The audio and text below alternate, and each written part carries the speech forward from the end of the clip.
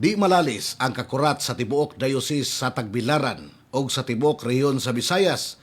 Human gibalibara ni Father Gerardo Saco ang pagkatudlo kaniya ni Pope Leo XIV isip bag-ong obispo sa usa ka kalibutan diin ang kadaghanan naglumba og nagukod sa gahom ug dungog.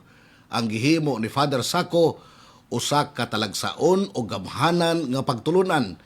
Ang pag-ingon nga di niya kaya tungod sa iyang human limitations, dili timailhan sa kahuyang. Sa tinuod lang, kini usa ka pagpakita sa labing taas nga matang sa kaisog. Ang kaisog nga nagdas pagkamatinud-anon sa kaugalingon o ingon man sa Dios. Isip kabahin sa Metropolitan Archdiocese sa Sugbo, ang Bohol nagatubang karon og usa ka hagit. Apan kini nga hitabo nagpahinomdom kanato nga ang pagpangalagad dili mahitungod sa trono o titulo.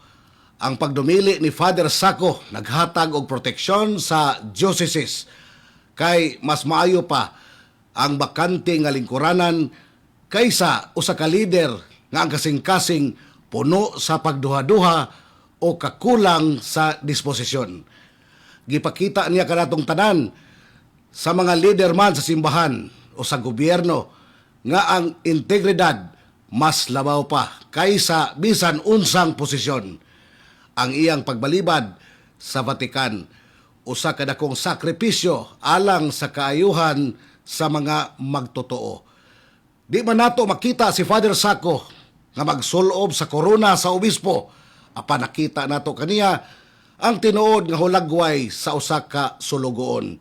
Mapaobsanon, matinud-anon, og andam mutalikod sa dungog alang sa kamatuoran. Usa ni kaleksyon nga mas lawom pa kaysa bisan unsang seremonyas. Kini ang inyong firing line sa kahanginan, Arnel Bakalan, para sa Komentaryo on the Dot. Docs TV is a proud member of Philippine Press Club Incorporated.